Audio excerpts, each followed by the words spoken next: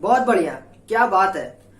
यहाँ पर कैंडिडेट क्या करते हैं, 6 महीने 7 महीने 1 साल तैयारी करते हैं, अपना समय वेस्ट करते हैं अच्छी तरीके से। समय वेस्ट तो नहीं कहूंगा इसको, एक मेहनत कहूंगा अच्छी तरीके से इसको, कि वो 1 साल अपना देते हैं। मैं उनकी सबकी रिस्पेक्ट करता हूँ। मैंने खुद 1 साल खुद दिया हुआ है तैयारी को। मैं समझ सकता हूँ कितना दिक्कत होती है कि यदि आपको जॉब नहीं मिलती, और इस जॉब के सिनेरियो में जहां पर जॉब इतनी ज्यादा लेस हो रही है और हमें एक अपॉर्चुनिटी मिल रही है एक जॉब को लेने के लिए, वहां पे इस प्रकार का स्कैम होता है, वहां पे इस प्रकार की चीटिंग होती है। और एचएल से ये उम्मीद नहीं कही गई थी कि एचएल में मतलब ये हो भी सकता है, एक पीएसयू में हो सकता है ऐसा ऐसा मतलब हमने बिल्कुल भी एक्सपेक्ट नहीं किया था कि ऐसा हो सकता है। भाई किसी की इतनी इतनी हिम्मत है कि वो जाके क्या करता है, एग्जामिनेशन सेंटर में उसको अलाउ भी कर देता है। भाई साहब कोई भी कैंडिडेट को, वो जाता है वहां पे क्लिक कर लेता है फोटो और उसको वायरल भी कर देता है।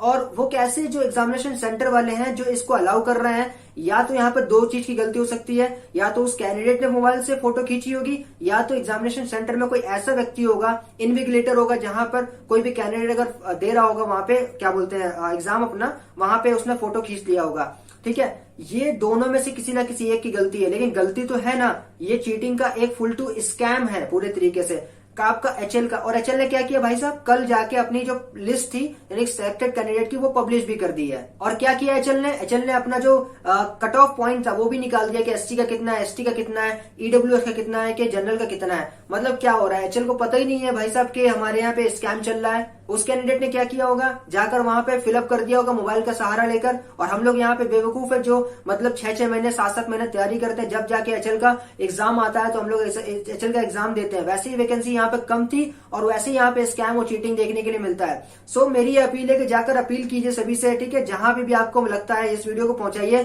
कि ठीक है जो भी हुआ सो हुआ, बट हमें री एग्जाम चाहिए अच्छी तरीके से। ये जो भर्ती हुई है वो बेकार की भर्ती नहीं है। और अगर मैं पेपर की बात करता हूँ तो पेपर ही का अलग ही लेवल चल रहा है, मतलब बिल्कुल। अगर आपको गेट का पेपर देना है ना नो नेगेटिव मार्किंग के साथ, और अगर आपको कैलसी भी नहीं चाहिए तो प्लीज एचएल का पेपर जरूर दे लेना, क्योंकि उसमें मतलब क्या ही चल रहा है, कुछ समझ में नहीं आता है कि क्या कंपनी मतलब क्या चाहती है, कि क्या मतलब कहीं से भी उठा के दे रही है पेपर को, कोई तुक ही नहीं बनता। अगर मैं एचपीसीएल के पेपर से, अगर एचआरआरएल के पेपर से इसको कंपेयर करूं तो बिल्कुल बकवास पेपर था।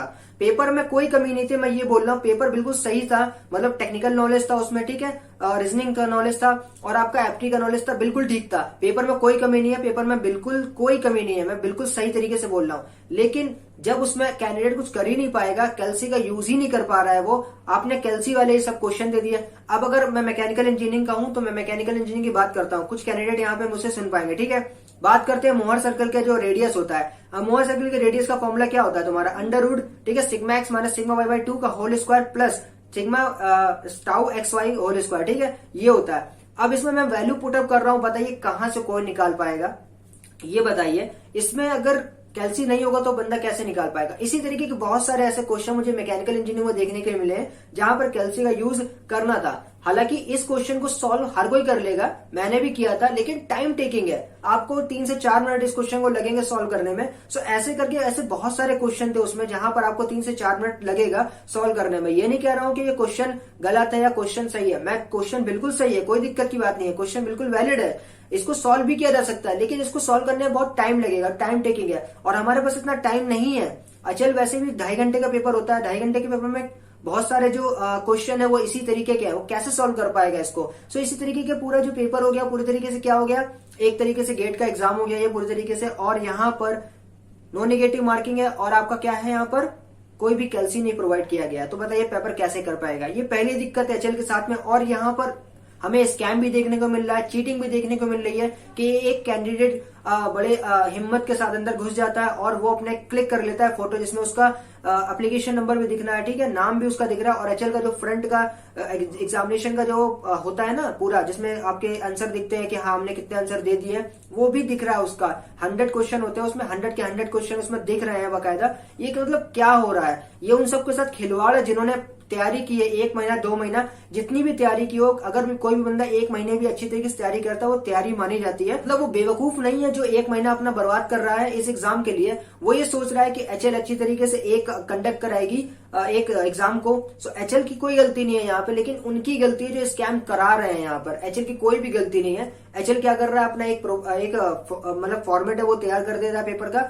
उसकी भी थोड़ी बहुत गलती है कि पेपर का जो स्टैंडर्ड है वो तो कम से कम रखो अच्छी तरीके से, कि मतलब कुछ भी चल रहा है आप चलो ठीक है, हम लोग मान लेते हैं कि चलो रीजनिंग वगैरह हमारा एप्टीट्यूड वगैरह वो उसमें तो कोई चाहिए उन्होंने होता हमारा कैलसी, लेकिन टेक्निकल का जो पोर्शन है उसमें कुछ ऐसे क्वेश्चन रखो, स्टैंडर्ड क्वेश्चन रखो, बहुत ही अच्छे, जहां पर स्टूडेंट को दिमाग लगाना पड़े। हालांकि क्वेश्चन बहुत अच्छे होने चाहिए, मैं ये कह रहा हूँ सरल क्वेश्चन बिल्कुल भी नहीं चलेंगे क्योंकि कंपटीशन बहुत ज्यादा तगड़ा हो गया, ठीक है। एक ऐसे क्वेश्चन रखिए जहां पर स्टूडेंट को दिमाग लगाना पड़े, वहां पे स्टूडेंट फंस जाए कि हाँ मेरा ये गलत हो गया। ऐसे क्वेश्चन बनाइए ना अच्छी तरीके से। कितने क्वेश्चन के कितने सारे क्वेश्चन है हमारे पास, बना सकते हैं आप लोग, लेकिन बनाते ही नहीं है।